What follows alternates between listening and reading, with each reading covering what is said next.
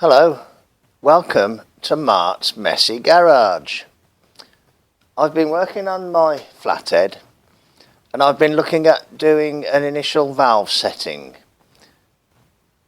Well, I hope it's not initial, I hope it'll be the final one. But basically, I've prepared all the valves, I've cut all the seats, I've lapped all the valves in, and I have done these two.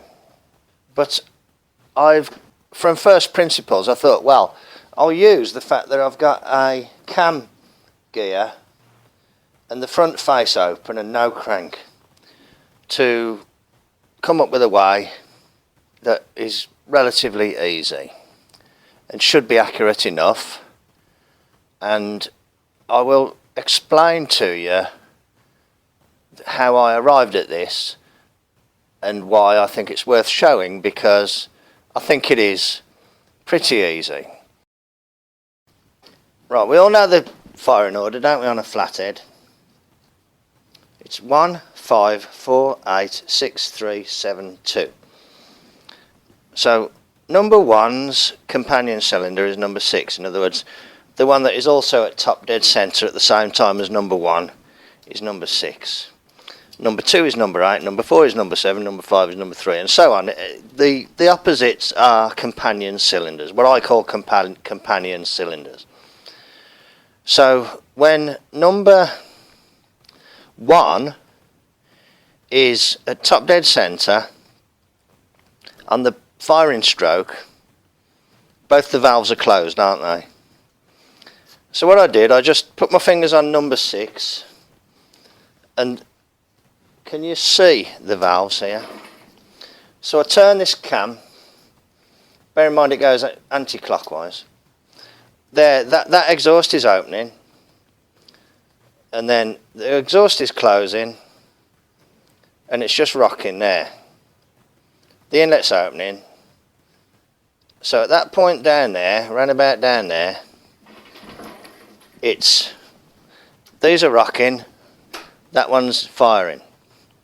So what I did, I put a mark on the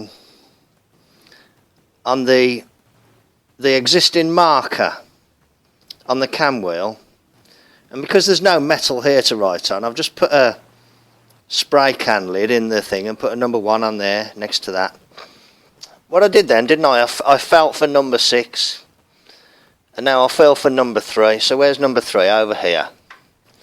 The exhaust valve is already open, so then I'll turn this till the exhaust valve closes there.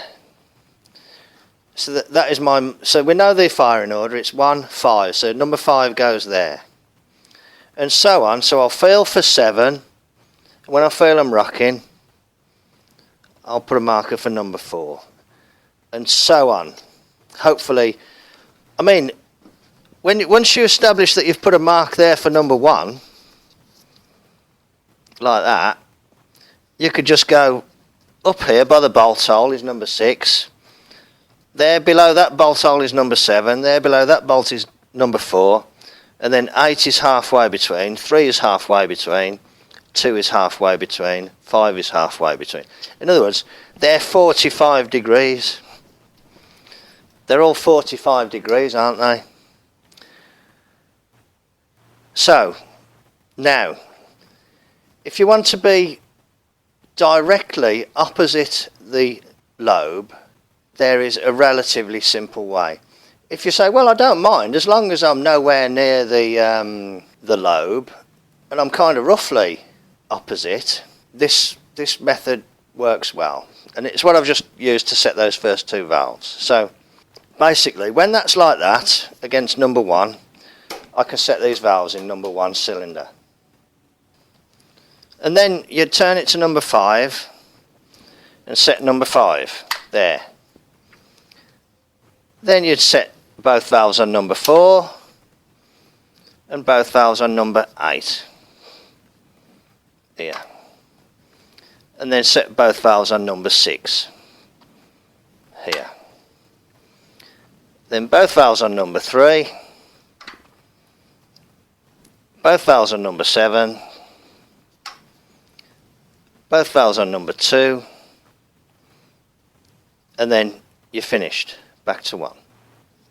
That's the simplest way, if you're happy to take an approximation.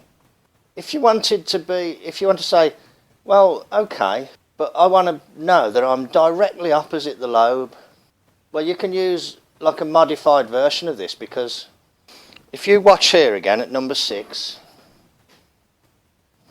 right, number 6 exhaust, so these two are rocking, aren't they? Number 6 exhaust is open one station before number 1. And number 6 inlet is open one station after number 1. There, that one's open now. I don't know if you can see them. Let's get these out of the way. And this one's open there. That one's open there. So if you wanted to be more exact, so if you want to start with number 1, you'd start one station early than number 1. This probably won't make sense, but to anybody who does understand, it would make sense to them. So at that point, because the exhaust, when it's rocking, it's exhaust valve, then inlet, exhaust, then inlet. So the exhaust leads the point at which it's rocking, and then the inlet follows the point at which it's rocking. In other words, the exhaust is open leading up to top dead centre, because it's blowing it out, isn't it? And then it goes past top dead centre, and then it opens the inlet and sucks it in.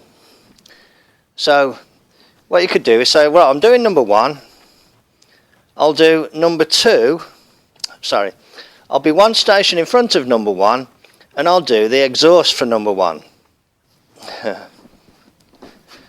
Right, so in other words, you do the exhaust for number 1 one station early, so then you do the exhaust for number 5 there, and you do the exhaust for number 4 there, and you do the exhaust for number 8 there, and you do the exhaust for number 6 there, and so on. The inlet is the opposite way, so with it set here, you would do the exhaust for number 1 and the inlet for number 7. With it set there, you do the exhaust for number 5 and the inlet for number 2. With it set there, you do the exhaust for number 4 and the inlet for number 1. With it set there, you do the exhaust for number 8 and the inlet for number 5. With it set there, you do the exhaust for this one, for number 6, and the inlet for number 4. And there, you do the exhaust for number 3 and the inlet for number 8.